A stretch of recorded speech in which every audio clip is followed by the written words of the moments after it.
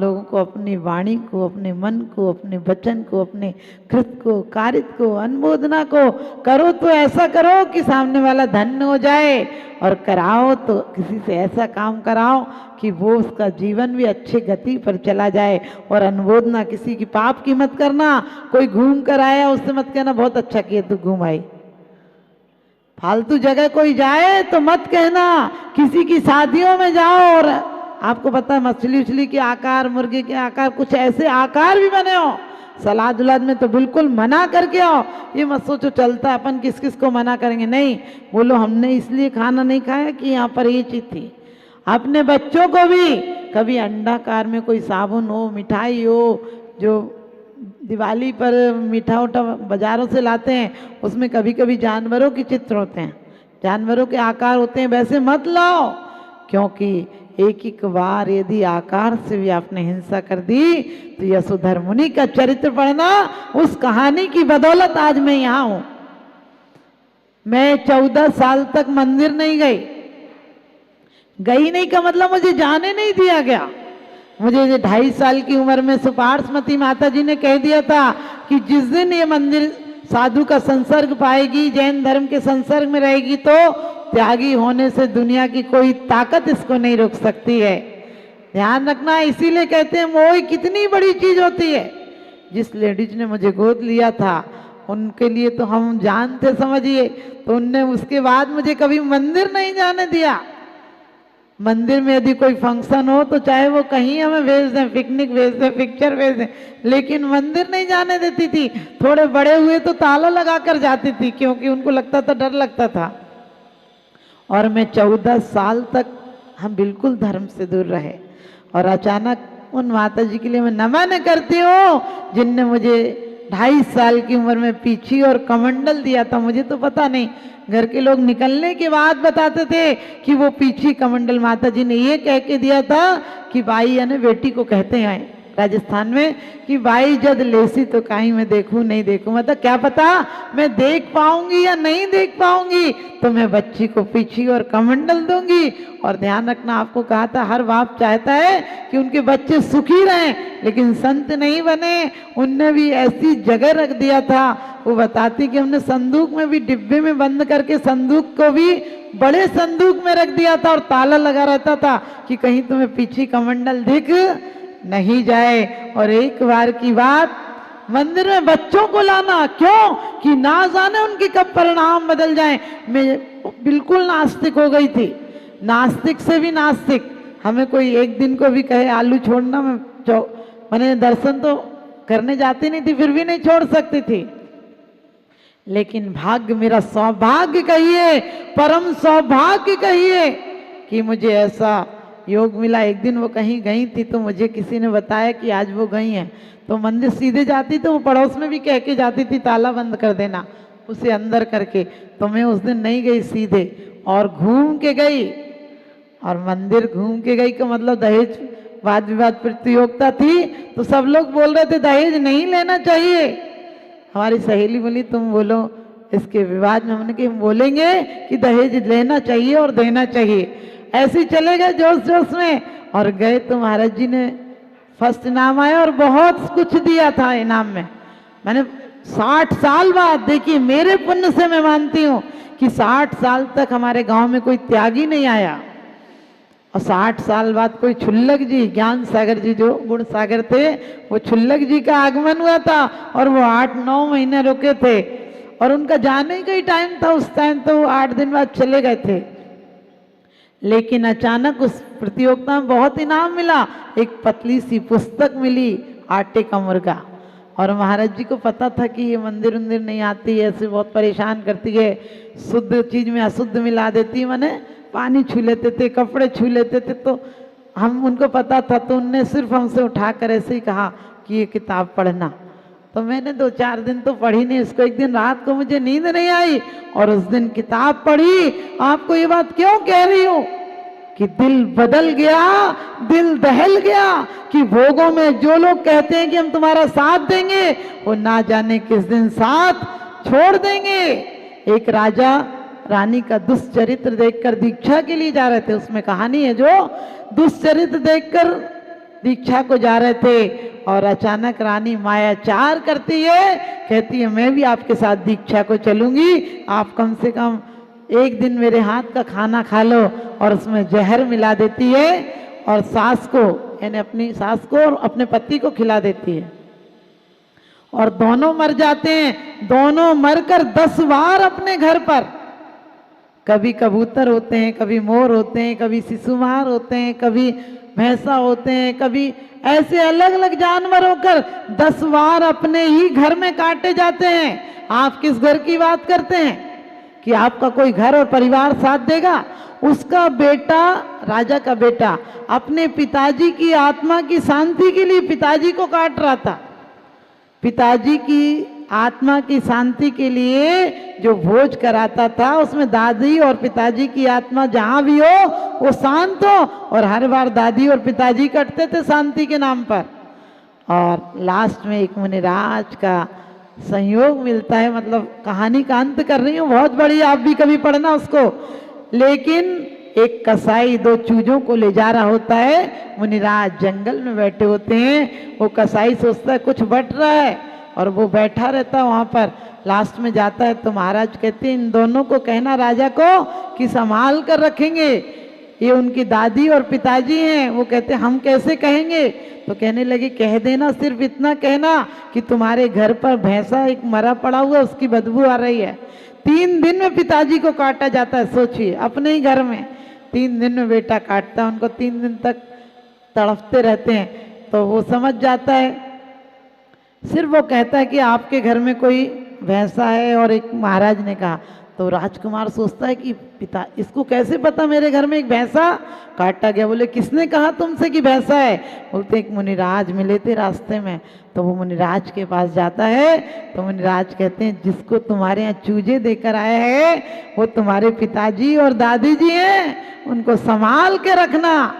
और संभाल कर रखना, फिर सारी घटना बताते हैं कि तुमने इसको मारा। मुनिराज को अवधि ज्ञान था, सब कुछ बता देते हैं। वो संभल जाता है, कांप जाता है और उनको अच्छे से रखता है। वो थोड़े दिन बाद मर जाते हैं, दोनों चूजे अपने आप मर जाते हैं। उसके बाद उसी राजा के यहाँ बेटे होते हैं, जोड़वा बच्चे होते हैं, और उसके बाद पूर्व जन्म के वैरागी थे और इसलिए दीक्षा ले जाते हैं। और दीक्षा लेकर उन्हें एक जगह बलि के लिए ले जाया जाता है। फिर राजा पूछता है तुम किसके बेटे हो? तो पता चलता खुद के भांजे थे, उनको बलि देने जा रहे थे। उसके बाद वो मुनि आरिका हो जाते हैं, आत्मोत्थान कर लेते हैं। तो हमें उस कहानी को सुनकर, पढ़कर मेरे भाव बदले। तो आप लोग भी एक एक प्रथमान योग जरूर पढ़ा करो, जरूर इन्हें आप जैसे भोजन अनिवार्य है ऐसे स्वाध्याय किया करो। इनसे कसायों में हीनता आती है और परिणामों में उत्थान होता है। तो आप सबका उत्थान हो। मुझे उस कहानी से मैं गुरुओं को नमन करती हूँ कि मुझे जिस गोदी में भी माता जी का सानिध्य मिला। माता जी माँ टीचर थी, तो स्कूल जाती थी तो नौकरानी के भरोसे छोड़ जाती थी। एक दिन माता जी बोली मेरे पास छोड़ जाया करो गुड़िया को। तो माँ वहाँ छोड़ जाती थी और 4-5 महीने में मैं बहुत घुल मिल गई होगी उनसे। तो वो मुझे 5 दिन के लिए अपने साथ ले गई। हमें तो पता नहीं, घर के लोग बताते हैं कि हम जब 5वें दिन गए तो माँ बहुत रोई उनके सामने कि आप ले आई, हमने 5 दिन से खाना नहीं खाया। तो माता जी ने कहा मुझे दे दो वरना ये तो साधु हो ही जाएगी। तो माँ ने पूछा कैसे नहीं होगी, कैसे बच सकती है? तो उन्होंने कहा था कि एक ही बात है कि जैन धर्म के इसको संस्कार नहीं मिले। तो आपसे कहा कि जैन धर्म के संस्कार एक बार भी मिल जाए तो कब परिणति में बदलाव आ जाता है, इसको कोई नहीं कह सकता है। और मैं तो अपना सौभाग्य समझती हूँ, महाभाग्य समझती हूँ, यहाँ तक बदलाव आया। अब परिणामों में बदलाव लाकर मोक्ष तक जाना है, सिद्ध गति को पाना है। इन्हीं सब भावनाओं के साथ बोली आदिनाथ भगवान की। भूल रही है फिर यह दुनिया सत्य अहिंसा बाना, भूल रही है फिर यह दुनिया सत्य अहिंसा बाना। और सबसे बड़ी अगर दानवता भेदभाव का लाना, सबसे बड़ी अगर दानवता भेदभाव का लाना। घृणा पाप से करनी थी पर इन ठेकेदारों ने, घृणा पाप से करनी थी पर इन ठेकेदारों ने भेदभाव भर दिया मनुष्य के जाति के नारों ने, भेदभाव भर दिया मनुष्य को जाति के नारों में। आज हमारा भेदभाव है अपना और पराया। हम भेदभाव करते हैं अपना और पराया में, शत्रु और मित्र में, इंसान और जानवर में, परिवार और पर में, लेकिन भेदभाव करना ही था। क्योंकि जो आज हवा में उड़ते हैं इस अंतरिक्ष की छाती पर, वे भूल रहे अपना गौरव कल की पुराण की छाती में, और चिर शांति नहीं दे पाएंगे। अभिमान चलायत होता है, और इस वीतराग विज्ञान बिना, विज्ञान आज का धोखा है, विज्ञान आज का धोखा है। क्योंकि कहते हैं कि आज इंसान चांद पर पहुंच गया, बहुत ऊंचाइयों को पा लिया है। जो भी शांति संदेश छोड़कर आए नव के द्वारों तक, वे हमें बताएं कि सचमुच कितने स्नेह के भूखे हैं जो चांद सितारों तक पहुंचे। भाई के हृदय अछूते हैं, भाई के हृदय अछूते हैं। वास्तव में हमें बहुत तरक्की की। 50 साल में इतना परिवर्तन हुआ जितना 5000 साल में नहीं हुआ था, और 5 साल में इतना परिवर्तन हुआ जितना 50 साल में भी नहीं हो सकता था। और अभी 1 साल में तो इतना ज्यादा परिवर्तन हो गया, अब तो कोई फैशन और बुकें तो बनती नहीं है, क्योंकि प्रत्येक क्षण फैशन भी बदल रहा है और आदमी भी बदल रहा है। आज आप अर्घ में क्या चढ़ाते हैं? रोज बोलते हैं भगवान ज्ञानावर्ण, दर्शनावर्ण, मोहिनी, वेदनी, अंतराय, सब कर्मों को नष्ट कर दो, लेकिन आप आश्रम नहीं बंद करते हैं।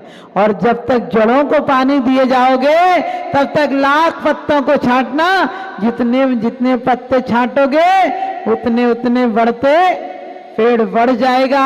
आपने यदि अशुभ आश्रम को नहीं रोका, क्योंकि कहते हैं काय वांग मना कर्म योगा साश्रवा शुभ पुण्यस्य शुभ पापस्य। क्योंकि आश्रम 2 प्रकार का होता है, शुभाश्रम भी होता है और अशुभाश्रम भी होता है। इंद्रियां न शुभ होती है न इंद्रियां अशुभ होती हैं, हमारे उपयोग पर निर्भर करता है। हम ज्ञानावरणी आदि के अर्घ चढ़ाने से कर्म नष्ट नहीं होंगे जब तक हम ज्ञानावरणी के आश्रमों को कम नहीं करेंगे। हम अभी इस अर्घों में यही चढ़ाते हैं, भगवान आपने अवध ज्ञान, आवरण था, केवल ज्ञान, जो जो आवरण के कारण हम पर पड़े हुए थे, आपने सबको नष्ट करके क्या किया है? सिद्धत्व की प्राप्ति की है। लेकिन यहाँ यदि पड़ोसी के बच्चे के नंबर भी ज्यादा आ जाए तो एक जलन सी हो जाती है। यदि क्या बात कहो, कोई भी आपकी तारीफ करे तो आपकी तारीफ में यदि ये भी कह दे कि कल तुमने खाना अच्छा बनाया था, तो तुम्हें लगता है आज क्यों नहीं अच्छा बनाया। कोई कह दे कल आप बड़ी सुंदर लग रही थी, तो चीज सी महसूस होती है कि आज सुंदर क्यों नहीं हुए। लेकिन हम सोचते हैं आज को सुंदर बनाना है तो आज अपने परिणामों में परिवर्तन लाना होगा। कोई मंदिर आ रहा हो, कहले क्या करेगी रोज रोज जाकर, रहन देना। मंदिर से जाओगी, कहले तू भी चलना, बहुत हो गया, 10 बज गए टाइम के, घर चलो। आपने ये नहीं सोचा कि ये भी आपने दर्शनावरण का बंद कर लिया। आप यदि चाहते हैं कि आपको सुंदर रूप मिले, आप चाहते हैं कि आपकी सब इज्जत करें, यश कीर्ति आपको मिले, तो परमात्मा की आराधना करो, गुरुओं की उपासना करो, और गुरुओं की यश कीर्ति को जितना फैलाओगे तुम्हारी यश कीर्ति अपने आप फैल जाएगी। क्योंकि समंत्र भद्र स्वामी कहते हैं उच्चम गोत्रम प्रणते भोगो दानात् उपासनात् पूजा भक्ते सुंदर रूपम स्तुनात् कीर्तिस्तपो निधसु। यदि तुम्हें सुंदर रूप चाहिए, कीर्ति चाहिए, भोगने की शक्ति चाहिए, आज का आदमी चीजें ला तो रहा है घर में लेकिन भोग नहीं पा रहा है, क्योंकि हमने वर्तमान का सुंदर समय नहीं बनाया। और भविष्य हमेशा वर्तमान से पैदा होता है, जैसे कि माँ से बेटा पैदा होता है, बेटे का पुण्य होता है अपना, लेकिन माँ भी एक बहुत बड़ा निमित्त है दुनिया में लाने के लिए। इसलिए तुम्हारा कर्म का जैसा समय होगा वैसा ही, लेकिन आपका उपयोग आप मंदिर में आ जाना कोई बड़ी बात नहीं, लेकिन मंदिर में उपयोग को लगाना बहुत बड़ी बात है। मंदिर में आप कर, क्योंकि कर्म कहा है स्वयं किए जो कर्म सुवासो फल निश्चय ही वे देते, और करें आप फल दे अन्य तो स्वयं किए निष्फल होते। हम हमेशा कहते किसी ने मेरे साथ बुरा किया, अरे कौन कर सकता है? आपके कर्मों के बिना कोई नहीं कर सकता है। तो हम चाहते हैं, हर आदमी चाहता है कि आनंद में रहे, प्रमोद में रहे, उसकी सब लोग बात माने, उसके घर में बहुत दौलत हो, लेकिन ये क्यों नहीं सोचते हो कि ये सब के लिए आपको पुण्य का बंद करना होगा, और पुण्य का फल हर आदमी चाहता है, क्योंकि कहा है पुण्यस्य फलम इच्छन्ति, पुण्यस्य नेच्छन्ति मानवा, और फलम पापस्य नेच्छन्ति पापम कुर्वन्ति मानवा। कहते हैं हर आदमी पुण्य का फल चाहता है, लेकिन करता पाप है, और पाप करता है, और पाप को कोई नहीं चाहता है, लेकिन आदर पाप का ही करते हो। तुम राम की जाप करते हो और काम बेईमानी के करते हो।